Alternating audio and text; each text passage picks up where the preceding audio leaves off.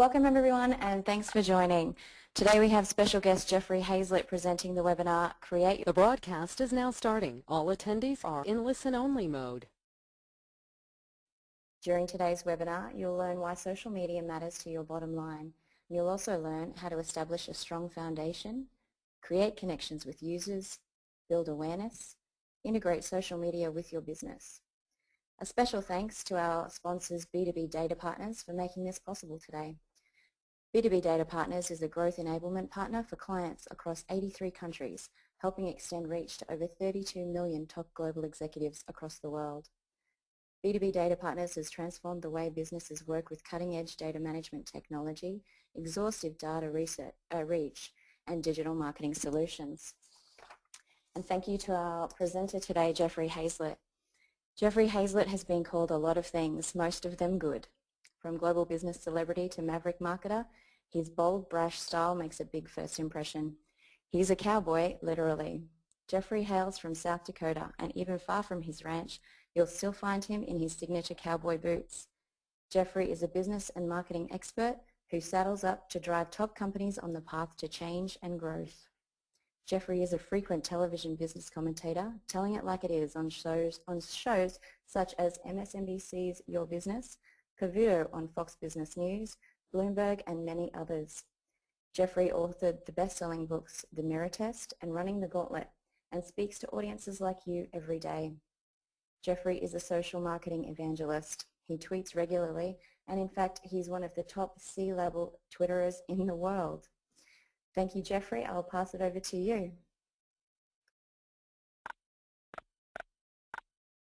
Fantastic. Thanks very much, Christy. As we pull the slides up, and we'll be able to make the presentation and be able to show that.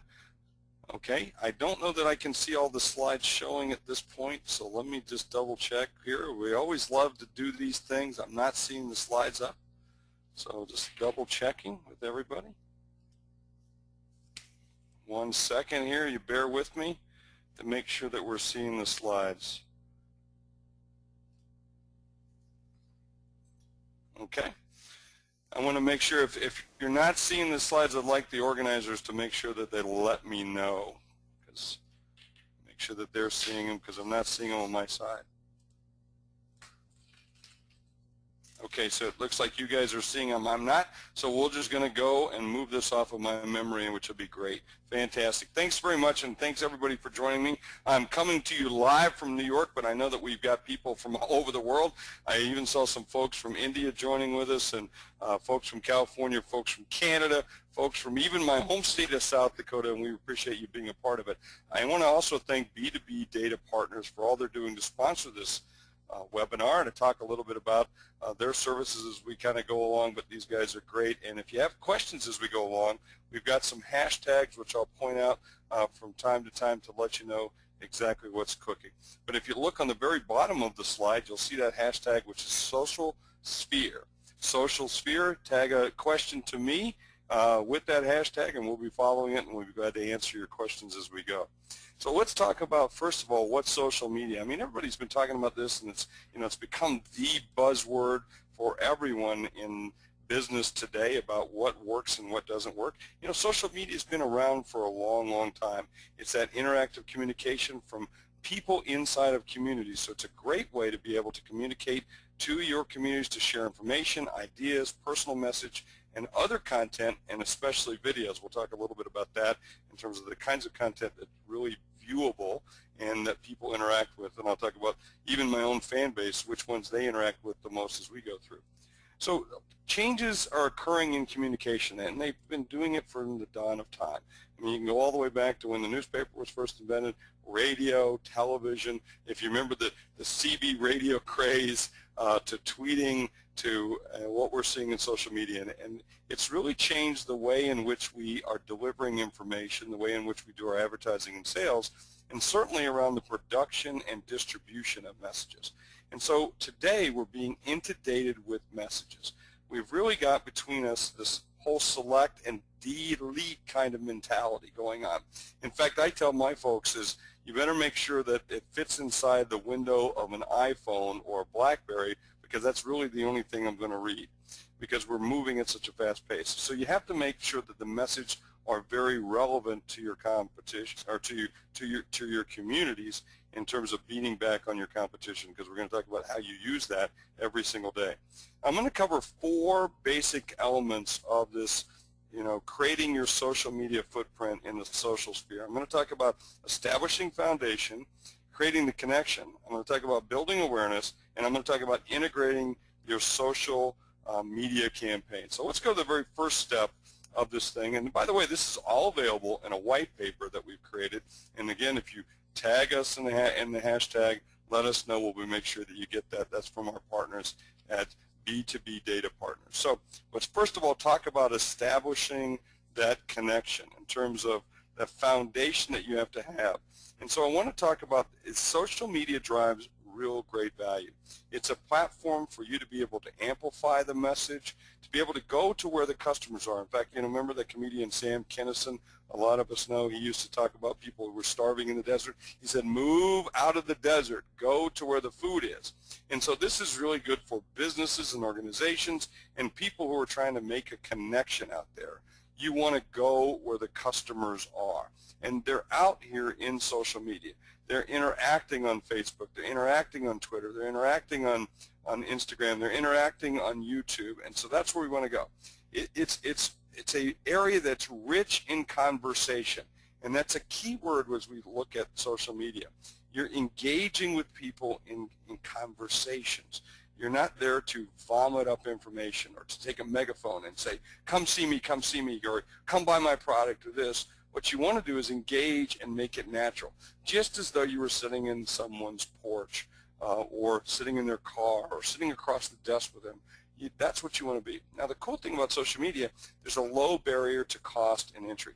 And even the smallest players can look like the biggest brands in the world. And, of course, when we talk about social media, we're all talking about something that's very fast. It is very speedy at this point in terms of how we can interact, and it's getting faster and faster as we go.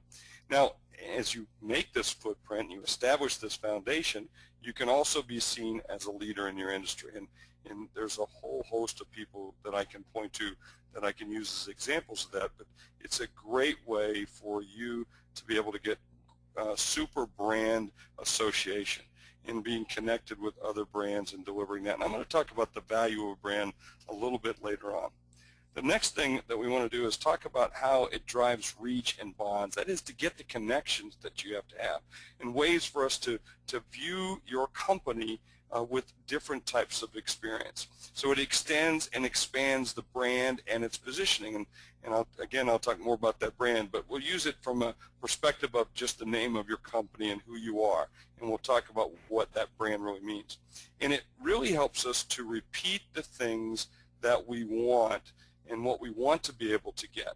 So those messages I even use the term step and repeat, because what we do internally, just for Jeff Hazlett, when I talk to my fans, is we try to repeat the messages over and over. We have certain themes that we work on, whether it's for the day, like you might have seen the lead up to this webinar, about how we're going to help, promote this with our partners at B2B Data Partners and how we're going to do the webinar. And so we repeated that throughout the day so that no matter when you would have tuned in, you would have maybe caught at least one of those messages. So it's a great thing to repeat, in terms of whether it might be a special for you or it might be an educational webinar or seminar or something you might do, or a sale that you might do, or a giveaway, or some content that you want to give. And it also explains the things that we don't. So because sometimes messages go out, press releases go out, they get misinterpreted. You blow an interview and you say something stupid. So this is a way for you to go back and explain what you really meant, what you hoped to say. And sometimes even people make those same mistakes on social media. We see a lot of celebrities, some of my friends who've made some stupid mistakes publicly, and they're able to hopefully go back and apologize or at least set their record straight.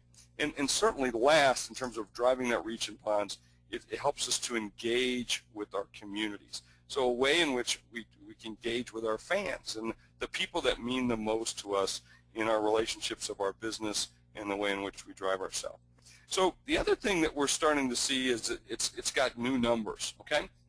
Now, as a marketer, and I've run, marketing for a Fortune 100 company with, $17 billion budgets, and I've run companies in very small or small footprints or small companies in my own home state of Sioux Falls, South Dakota, and some have made it good and some have made it bad. But what I find is when I was doing that marketing for some of those companies in the past, we really focused on the old model, which was eyeballs and ears. We cared more about the numbers. And I'm telling you, this is a game where you don't really pay attention to the numbers. Now, certainly you want fans, you want people to engage, you want those likes. We all look for that. How many do we got today? And we measure some of those aspects of our success based on those numbers. But really, this is a game about winning hearts and minds. And so even when I was running marketing for a Fortune 100 company, my team would say, well, let's go out and get 1 million or 2 million followers. And I said, whoa, stop. Guys, let's don't play that game. Because it's my belief is that as fast as they come to you is as fast as they will leave you. So really, again, you want to build up fans that truly have deep reach. Because if you're going to use partners, say like B2B data partners, to go out and find other people and build those relationships, you want to keep those relationships, and I think that's pretty cool. And you want to look at, really in this case, quality versus quantity, and you want to look at content, the message, the essence of your brand, the brand promise of your brand, and rather than just looking at impressions, because you can get 1 or 2 really good customers, and that makes up for 1,000 really bad ones. And again, you saw in one of the points here, the third one down, I talk about the step and repeat process, about how we want to look forward at how we take something that's good news or a piece of information or a piece of content, and how do we step and repeat that, which again gives us our reverb that we talk about, which is the message and followers, our friends, and their messages, or that message gets repeated to their followers and friends and BFFs and everybody else. Then we get that reverb, so it keeps going. It's interesting because I do a quote of the day every day at 7:50 in the morning. I send out a quote of the day, and I kind of queue those up. I'll give you a hint. I don't just like do them every day. I look through and find an interesting bullet pull bunch, and then I save them up, and then I kind of program them into my Hootsuite, because that's what I use to kind of program some of that stuff. And I send it out, and I see quotes that come back. Then I go like, when did I send that one out? And I go back and look, and it was 2, 3, 4 months ago. And someone's just now seeing that quote. Maybe they're just only check their Twitter every so often or Facebook every so often, but who cares? It resonates. Or someone passed it on to them, and I see them retweet it. So the reverb is there. So the continued, in terms of bounce around and carryover is good. And so, but with this reverb, you really get the scale.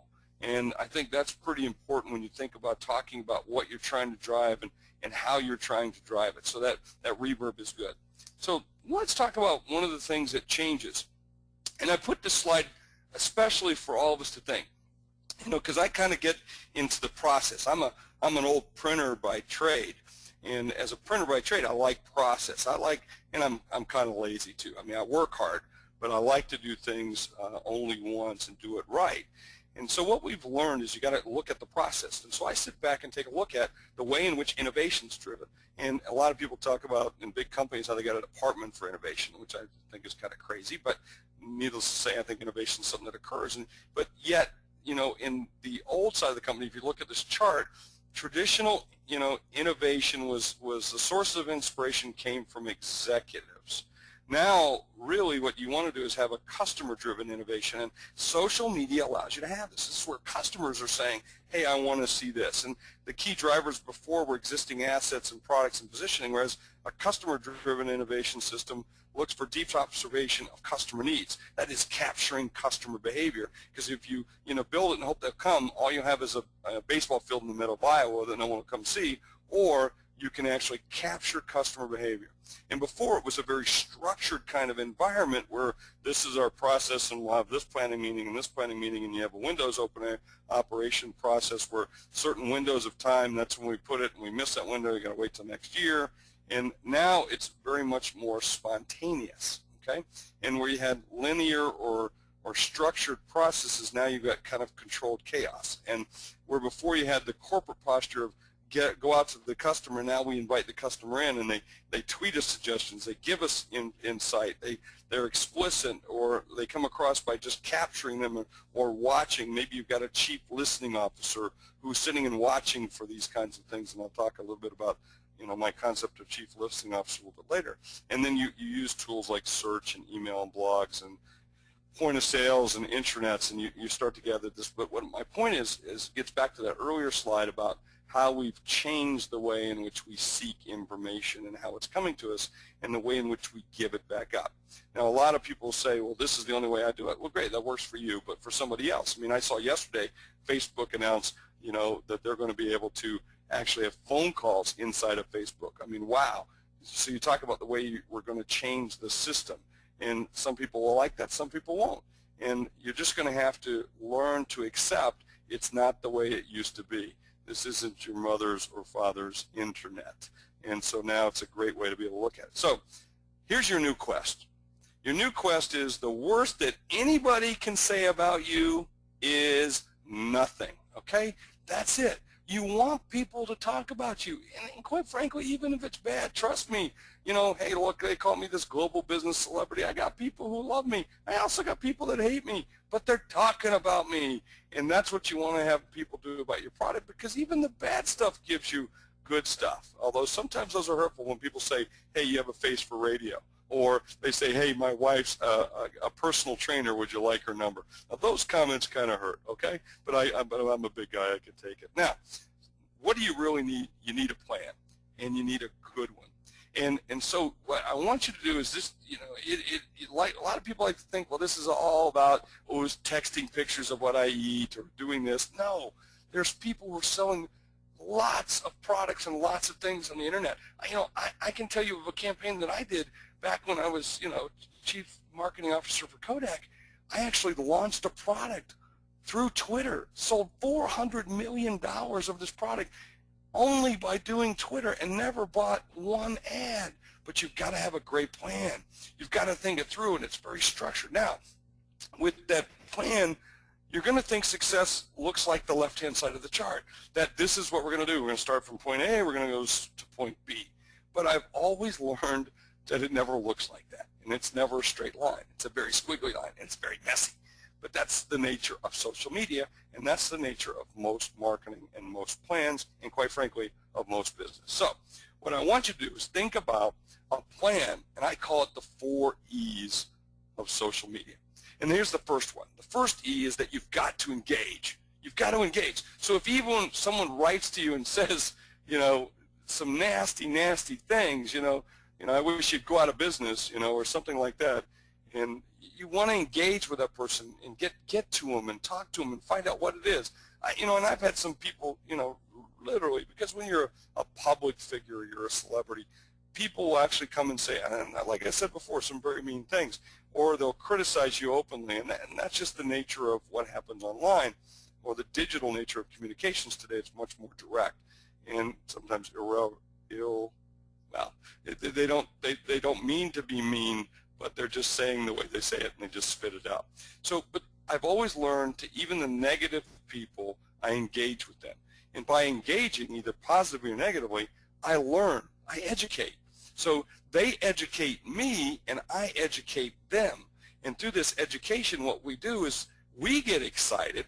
I get excited in my operation, and my folks get excited from all this engagement and this education that's going on, and we're sharing and learning, and they get excited. The people, my customers, and my future customers get excited, and what they start to do is leads to the 4th E, which is around evangelization, or evangelize. They become brand ambassadors. And again, I'm using myself as an example because that's what I got. So that's all I got.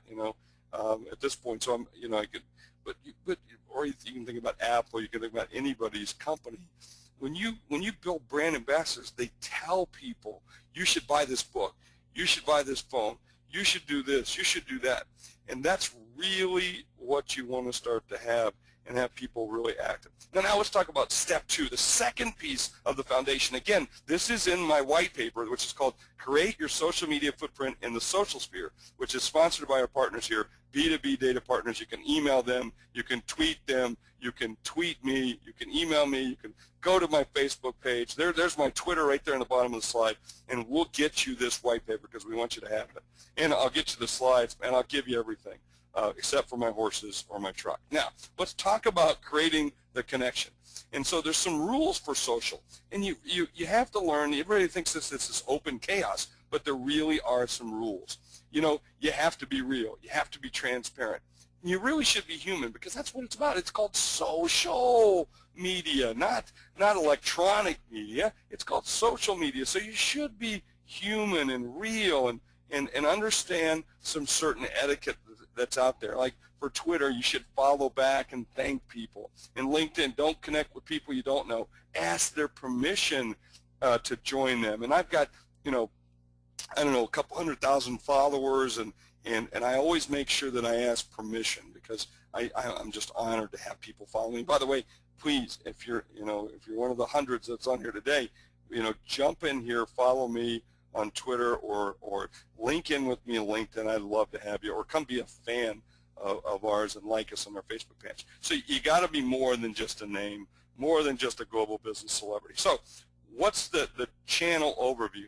Let's think about this. Now, my daughter actually gave me the kind of the outline of this, which I want to talk about, and I want you to think about how would I describe LinkedIn, Twitter, Facebook, YouTube, and I could describe more, but let's just take those 4 fundamental ones because those are the main ones. Now, some people say, well, Jeff, where's Google+? I mean, there's a lot of people on it. I just see a lot of people using it, and for right now, let's just take these 4. So let's take the first one, and I'll even show you my LinkedIn profile. You want to look at LinkedIn as kind of like your sign on Main Street. This is like your business card on Main Street. And it's surprising how many business people and owners that I find that aren't on LinkedIn. Are you crazy? You got to get on LinkedIn. So that's your business card, your sign on Main Street. Then there's Twitter, and Twitter is kind of like, oh, it's like you're sitting on your front porch and you got a megaphone, or if people drive by or they walk by on the sidewalk and you kind of shout at them like, hey, how you doing? Stop by for a second. You get a quick view, only 140 characters worth, but it's a quick snapshot, and then they drive on. You don't stop, keep moving, and then you go to the next topic or the next item. And then you go and look at like Facebook. And Facebook, you know, to me, that I describe Facebook as kind of like the people you invite into your living room. It's much more social, much more intimate, and so you want to take on the, you know, even though I might have 25,000 fans or likes or friends, as they say, it's really about that intimate conversation. And then you've got YouTube, which is really your personal on-demand television station. So this is where you can post things in your brand, about your brand, or action, and you comment and have some fun and do some different things. So those are the way I would describe the channels. Now, let's talk about step 3, which is building awareness. And I've got a chart in this next slide, which I think is just awesome, because this chart really shows how you can influence your customers and increase brand awareness through social media. It shows how a customer gets brand information from the social networking sites and make, in this case, her desired product purchases. And it also shows how brand awareness can be created through active social media marketing strategies. So you get these slides, and it's in, actually this is in the white paper. So with the time that we've got, I want you to spend a little bit more time reading the white paper and finding out how you can do this, but you can show how one action of how someone is looking to buy a dishwasher, and then all the interaction that can occur between the brand, the customer, consumer, and the social network, and how others like friends influence that purchase. So I want you to think about why you're in this game. You know, what is it you're doing, the things you're doing, and how you're doing it, and the way in which you're starting to do it. And you can't do this overnight. You have to have substance. You have to have conditions of satisfaction. And so I want you to think about your brand, because let me tell you, folks, if you suck offline, you're going to suck online, okay? So you can write that down. That's a tweetable quote from Jeffrey Hazlett. If you suck offline, you will suck online. So I want you to think about what is a brand. Now, brand is 2 things. First of all, it's something that we always put on a cow and occasionally a horse. It's what us cowboys have used for years to identify our property, to show what we own out in the pastures when we turn our cows loose and we bring them back so we can identify them. So it's the iconic representation of ownership on the side of a bovine. Okay? So that's really where the word brand came from that cowboy lore and cowboy terminology that we use, which I think is always smart, you know, but then I'm a cowboy. Now, but it's really about promises delivered. And it's about what is the promise that you're trying to deliver to your customer. So when you see the things you see from Jeffrey Hayzlett, I try to weave those brand images and brand promises throughout about being irreverent, about being honest and open, radically transparent, about, you know, telling it like it is and delivering and being cutting edge and being a cowboy, right? Because that's what I want to do. So you really have to know the elements of your brand. What's the essence of who you are, what the essence of your brand is, what does your brand look like, who's your audience, where are they, how can they find you, and you've got to be able to have that down so that you can take that through and be real, because I said being real is one of the foundations that you have to have in driving social media. So your challenge is to get that very succinct. Now I call that the 118, your elevator pitch, okay? Now your elevator pitch is something you're supposed to be able to tell people about you in a short amount of time. In this case, as much as, you know, as few as 140 characters or less, or what I call 118 seconds. Now think about this, folks. 118 seconds is what you've got to do to tell your story, and that's all you've got. That's all the time that you have. See, 8 seconds is the average attention span of adult. I know that to be true. I looked it up on the internet. That's true. It's a fact. All right, now, in 110 seconds is the average elevator ride in New York City. From the time you press the button, wait for the doors to open, step on, ride up or ride down, and get off. That's it. See, you have 8 seconds for what I call the hook. That ability to say something that's so provocative that people want to lean in and hear the rest of the message. That's that 8 seconds, that hook. That's that, you know, that's that short attention span. And you've heard it before. You've said something that you've said to somebody before that they liked, and they actually lean into the conversation. They want to hear the rest. And that's where the 110 seconds comes. That's the close. See, that's the value statement. So what's your value? So, and don't say, oh, I work with this company, this company, this company, because the person really doesn't care. Now, they might pretend like they care because they're being nice to you, but they really don't care. What's the value that you can give to that customer? That's your real challenge. So as you think about how you become and you set up your footprint in the social sphere and how you create this social media opportunity for selling and promoting your company or you or your brand, think about the essence of who you are. You've got to have that at the forefront and be true to that message and be honest and real and transparent. Now, let's go to the fourth piece, and we're coming to the big close here in our last 15 minutes that we're going to be here together. I want to talk about integrating social media. Now, look at the slide right there. There's an example of integrating my social media because, look, I've got a hashtag there. I've been telling you about my Twitter handle. There it is, @JeffreyHayzlett. I've even pointed out, you know, in a nice way, here's our sponsors, B2B Data Partners. So there's lots of ways that you can integrate your social media. But before you do that, you've really got to monitor, deploy, and act. Now, I'm actually showing you a real live page of our page. I can't believe my team put this slide in here. We're showing you all the secrets. We're showing you the scheduled tweets of what we're going to do over the next, oh my gosh, this is back in July, but how we scheduled the certain tweets out about us landing in Indianapolis, and we get excited about doing a presentation, and the sent tweets of what we said, and there's the mentions.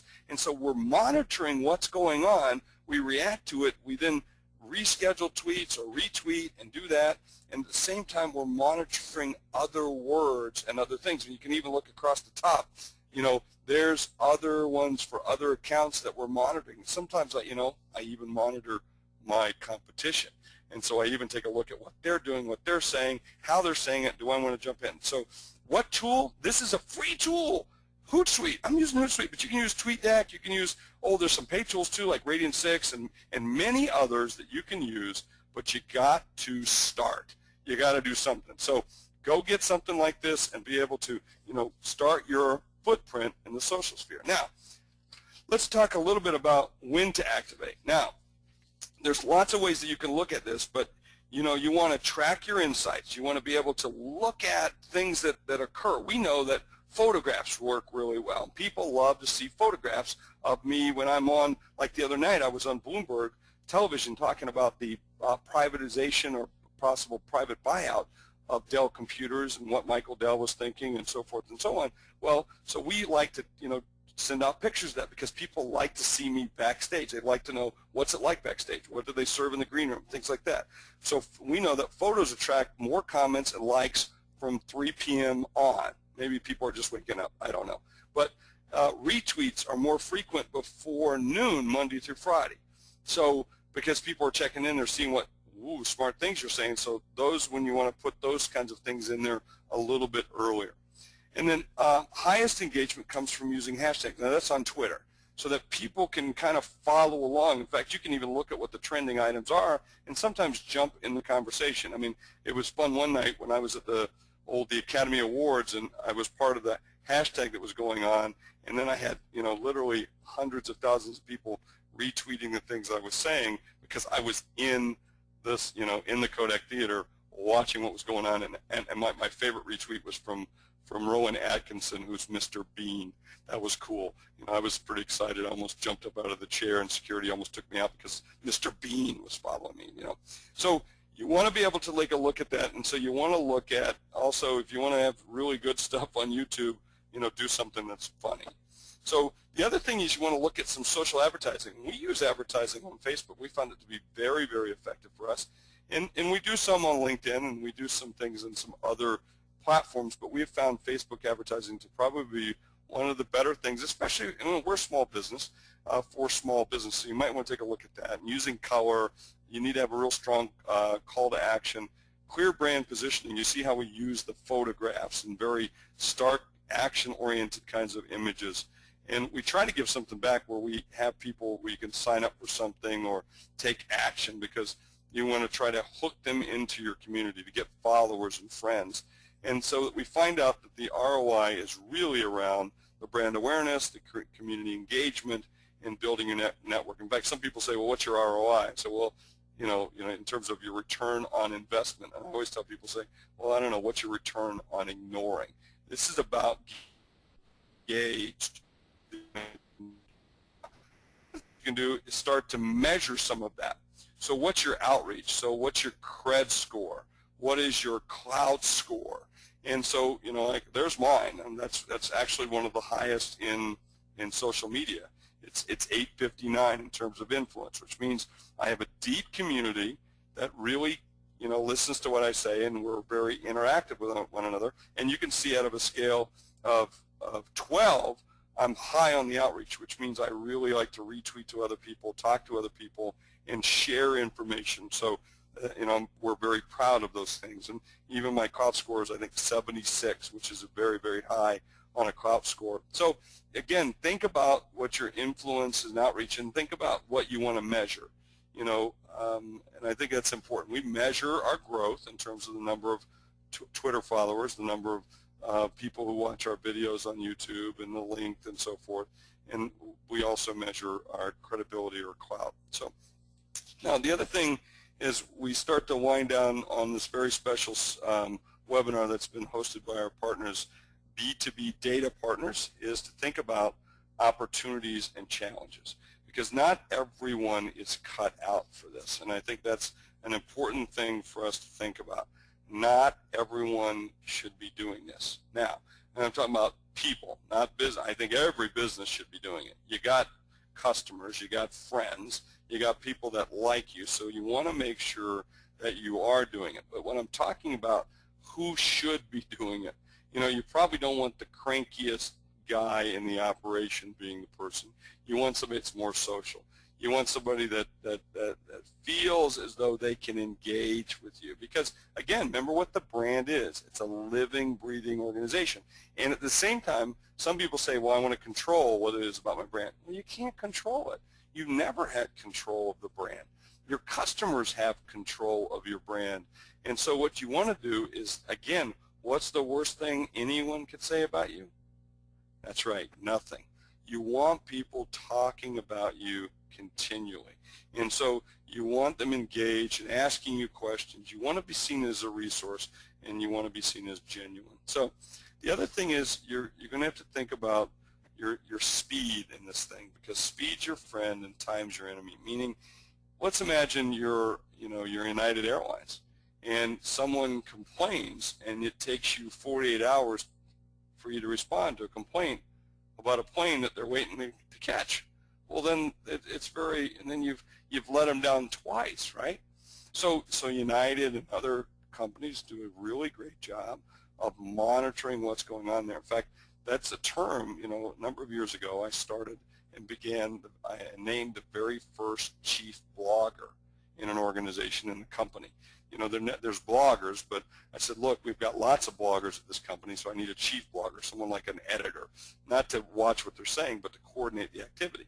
So I got to thinking, in social media, someone needs to be a listener, but you need a chief listener, and not someone to watch and listen to every single tweet. Now, the company, like, say, for instance, Kodak, where I did this a number of years ago, I can't have somebody watch every tweet, every comment on a blog, every chat room forum, because it's 24 hours a day, 7 days a week. And, you got 18 different Facebook pages and, in 40 different languages, and there's just no way one person could do that. But so I needed someone to coordinate so that we could listen to the conversation and act with great speed as it was happening in real time by real people. And so I said someone needs to be the chief listener, so we can take comments that we hear or see, and these comments go into the sales category, and someone from sales responds, and then these go into customer service because they're complaints or bitches or moans or whatever, or real true things that we got to get fixed.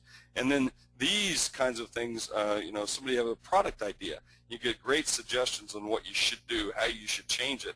So taking that spontaneous chaotic suggestions and put them into your innovation in terms of changing your product around. So, so I ask you, who's your chief listening officer?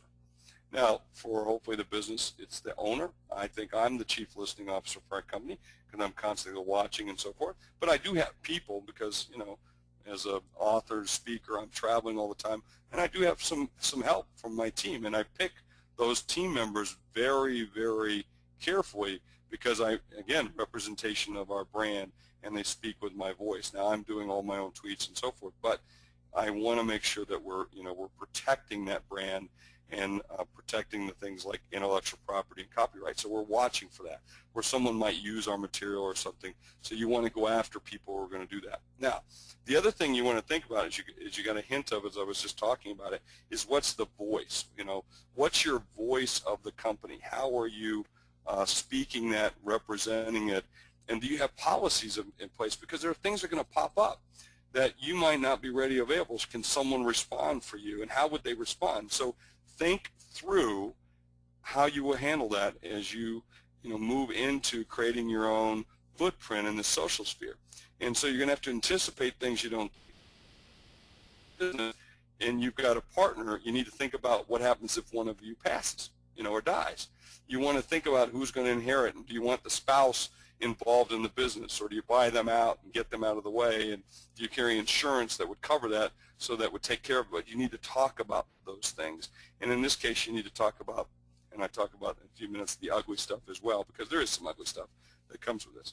So the other thing is that especially for big companies, is to think about the culture shift, to grow some thick skin, because you're going to hear some things and see some things that you're not going to like. That's the nature of it, okay? That's what you will see, because people will be very transparent and very, as I said, very direct. So you're going to have to grow some thick skin about that activity, because you have an opinion about who you are and what you are, or what your company is, but other people see it through different eyes, and so you're going to learn that it's not the same as what you see. So, go into it with a thought process of, I don't know what I don't know. And then, I mentioned the ROI quest a little bit earlier. Don't get so bogged down in this. Yeah, it's important to measure. It's important to know. But, I mean, come on. Think about it. What's the value of this? Are you kidding me? See, I'm in constant contact with a group of customers who who want to evangelize and are excited about our process. They're becoming brand ambassadors. They're giving me information. They're giving me feedback. They're telling me how I can improve. They actually care about my business and about me and about what we're doing and where we're going. Are you kidding me? I need to measure all that? Well, I need to know that it's working and that I'm doing it, but don't put all your money into this. First of all, I don't know how you could, but don't put all of your eggs into this basket. It's an important one, but there's lots of other things that you're going to need to do in marketing. There's lots of other things you're going to need to do to promote your business. And so think blended kinds of campaigns, blended activity, and moderation, okay? And then scale social is, as you become more and more social, more people will join you.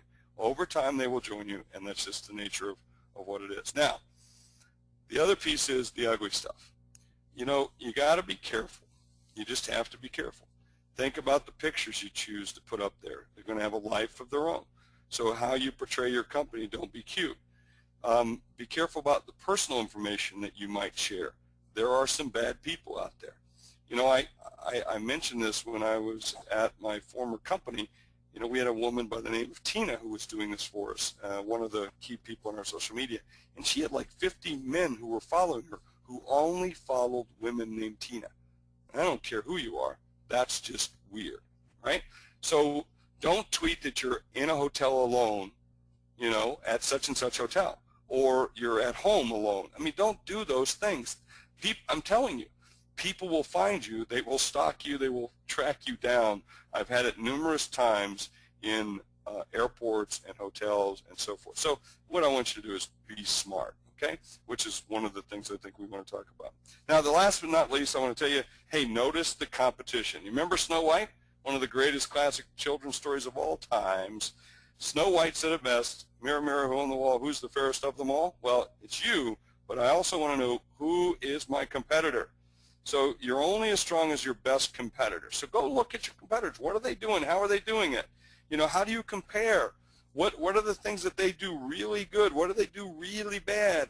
What are your strengths and weaknesses, and how can you capitalize on that?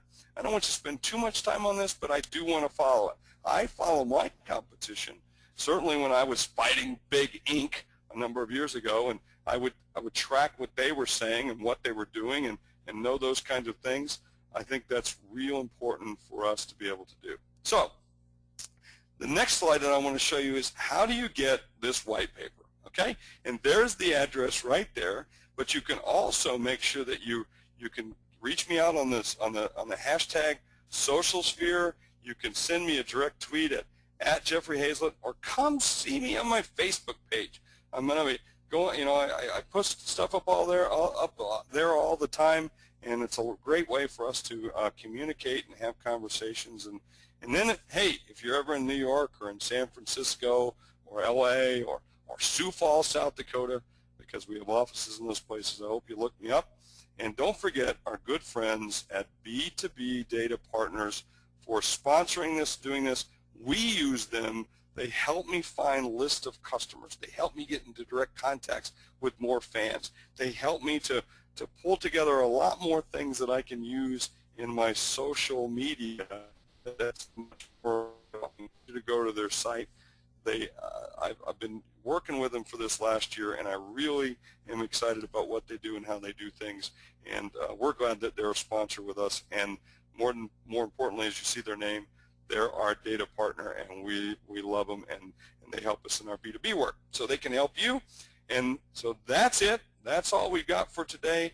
I want to thank everybody for being a part of this. I noticed that we had everybody stick with us. No one left. The numbers are still good, and so I'm excited by that, and I hope you got a lot out of it. If you need anything, hey, tell me the good, the bad, and the ugly, and we'll do our best to even make it even more fun next time. But we want to thank you, and thanks again to our folks at B2B Data Partners. And don't forget to download the white paper. Don't forget to reach out to us. Okay, they're telling me I got to go.